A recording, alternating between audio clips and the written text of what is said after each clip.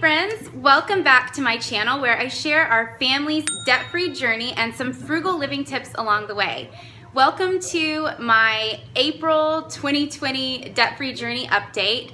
Not a whole lot of debt got paid off this past month because of everything that's going on with the coronavirus, but a lot of other things did happen. So it was a really crazy month, and I have a lot to share with you guys. First, make sure you hit the subscribe button so you don't miss any of our debt-free journey updates. So if you've been following along on our journey for a while, you'll know that my husband and I are both doctors and we own our own practice, and we're foot doctors. So when the coronavirus hit, we can't really do much for coronavirus as foot doctors. So although we were allowed to remain open, we went to like 25% of the amount of patients that we were seeing. So we did have to go from 4 employees to 2 employees, and the first thing that we did was stop paying ourselves. So we knew that we were gonna have to just find a way to make money to live on. And when this all started a month ago, we didn't know how long it was gonna last, how serious it was gonna be, or what was gonna happen. So we knew that we would have to just tighten our budget down as much as we could and find any way to build income. So the first thing we did was we went from kind of like a forecasting budget system, which normally we do our budget based on what we are going to make in the month, which is more like forecasting. And I've realized after all of this that that method doesn't work as well for us because we have such an inconsistent income. So because we've been budgeting for so long, we've kind of have like a buffer built up in our bank account to where we can cover our basic expenses for the following month by the time the month is over. And so what we did was we looked in our bank account and we said, whatever's in there right now, this was like nearing the end of March, we were like, that's what we're gonna live on for April. And so we took more of like a bank balance budgeting method versus forecasting. I think this method works a lot better for people with an inconsistent income because you're just budgeting based on what is already in your account, and it doesn't get so complicated with, you know, what if I make more, what if I make less? You know what you have. So we had probably about like $5,000 in our account, and we did our budget based on about $3,400 for the month because we were able to put our student loans and all those minimum payments into forbearance.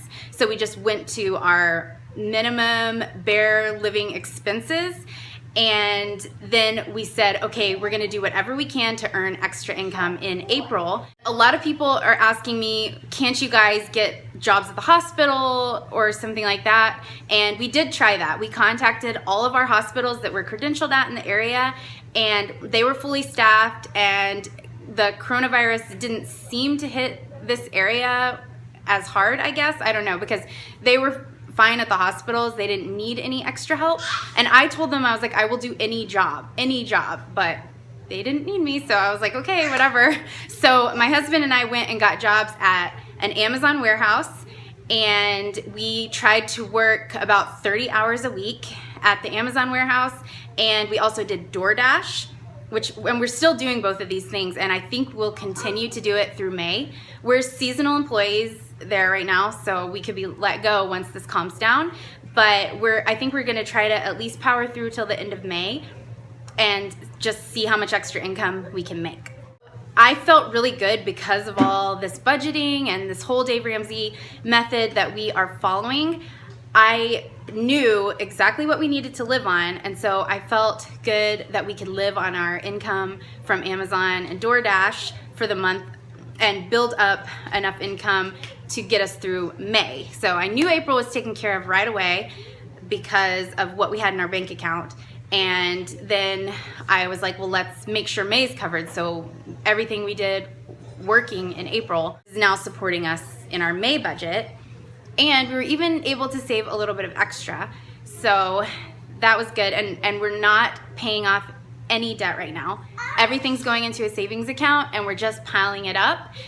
And we decided on a goal, no matter what happens with COVID-19 over the next few months, we are going to pile up cash and not pay off debt and not touch anything until August 31st, which is 4 months from now. And we're just gonna work as much as we can and do whatever we can and save as much as we can until the end of August. And our plan is to restart our debt snowball September 1st. And mainly the reason we picked that date is because I know I've mentioned in the past that we are building a new building for our office. So we didn't buy the building or anything, we will be renting, but it's being built and I know there will be moving costs associated with that. So I'm nervous to pay off a bunch of debt and then not have any cash flow to cover the move. And they initially were saying June it would be ready, but I've heard as late as August. So I'm thinking by August 31st, we should be moved into our new office. We'll have cash on hand sitting there just in case we need it, and we can restart our debt snowball. And then I think we're gonna be ready to just like really attack and go hard. Now that we've seen what we can do, we've seen that we can handle working extra jobs in addition to the practice and doing all these other things. And DoorDash is really easy to just do like at lunchtime, at dinner time for a couple hours, and can make like anywhere from $20 to $25 an hour depending on the day and depending on the tips and all that stuff. So I just think little things like that are gonna motivate us to keep going and save more. So I'm really optimistic about really attacking debt once we get to restart our debt snowball. And in addition to those side hustles, also my blog, still it brings in like I take, after expenses, I take home anywhere from $600 to $1,000 a month right now. So I'm really excited about that too. So that pretty much covers side hustles and how we're living without even touching our $1,000 starter emergency fund, which I find interesting because a lot of people are like, oh no, that's not enough. And I even thought there's no way that's enough. We haven't even had to touch it though because we were so proactive and we saw it coming. When the NBA canceled the season, we were like, this is happening. We were like, let's get jobs. Our practice income's gonna go down, and we didn't wanna go back into debt or anything. Which brings me to the CARES Act. So there were several things in the CARES Act to help small business owners and also healthcare workers. And the Paycheck Protection Program is a forgivable loan that you could take if you're a small business owner. So Dave Ramsey on his podcast said, do not do it. And I'm telling you, I was just really scared that we weren't gonna make it. And so we did apply for the Paycheck Protection Program and receive that, but we are setting money aside in case it's not forgiven. So if it is forgiven, which it's supposed to be forgivable if you meet all these certain requirements, like bringing your staff back and things like that, or at least it's supposed to be partially forgiven. So I'm like, well, if it's forgiven, it's kind of like it was free money. If it's not forgiven, we're gonna pay it right back. So we're being really frugal and setting aside in our practice enough to cover that in case we have to pay it back, because I don't want to just rely on it and end up further into debt when we come out of this. Also, something that is like crazy, 2 of our biggest debts are SBA loans for our practice, and the SBA is actually paying our minimum payments for 6 months on those loans. And that's the loan, the minimum payment that's like $3,000 a month for us. So that's crazy. It's like $18,000 that they're gonna be paying over the next 6 months on those SBA loans. I almost feel like bad about it, but if we had to pay those payments this month, we would not have survived our practice. Our income was so low because we only had like a few patients a day. We definitely wouldn't have survived. So I am so grateful for that. It moves our debt along and helps us stay open for a few more months. So that's awesome. That's part of the CARES Act. And then also there were some stimulus, healthcare worker stimulus things. I don't know the names of these things, but anyways, they gave us like a percentage of our Medicare collections from last year, which for us was not a huge amount, but it basically like covered our rent for a month at the practice. So really grateful for all of these things that are in the CARES Act. And I know that, you know, it's scary to like rely on those things, which is why we were being so proactive, getting extra jobs and making sure our budget was tight, because we didn't know we were going to get all these stimulus things and help with the private practice. So we are working like we're not going to get any of that. And if we need to use it, then it's there and we're grateful. But we're trying to kind of like do our practice budget and everything like we don't need that money. Yeah, so we're really grateful for these things that came up in the CARES Act that are basically helping us stay open, because it would be, I don't know how it would be covering our monthly expenses at the office, because we didn't have an office emergency fund or anything like that.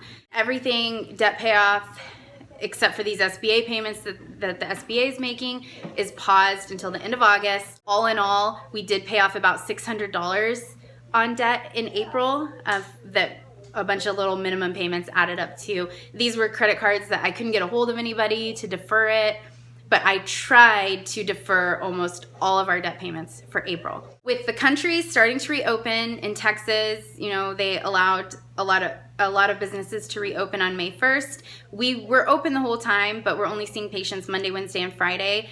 And so I'm hoping that people will be more inclined to come see their podiatrist during May, and we can start seeing our business income increase again. It's really scary to not really know like if we're gonna, how fast it's gonna take us to get back to full capacity, but that's why we're just trying to work as much as we can right now while we have these Amazon and DoorDash jobs, and just kind of see where it goes from there. And that's why we're also not paying off any debt, because we might need this cash to pay payments at the office if we don't get back to really busy right away. I don't feel comfortable restarting our debt-free journey until the fall, basically, which is so far away, and I hate it because I love to pay off debt. It's like my favorite pastime.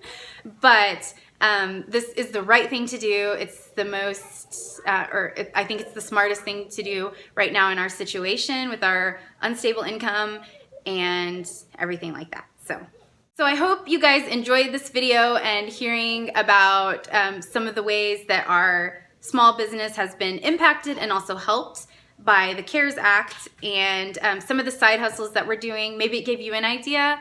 I'm really grateful that we were already doing the budgeting and all of that stuff, because this could have been so much worse if it happened a couple years ago when our spending was out of control. We had no idea how to do a budget. And so this was hard, and it's hard working all the time and not sleeping, and that's also why I haven't made a video in a month. But I am grateful, and I continue to look for the things in our life to be grateful for. We're healthy. We haven't gotten sick despite working at Amazon and seeing patients and things like that. So continue to look for the things that you're grateful for during this difficult time, and let me know how you're doing with your debt progress. How did the coronavirus affect you? Let me know what you want to see on the channel over the next couple of months. Make sure to hit the subscribe button so you don't miss any of my debt-free journey updates, and I will see you guys in the next one.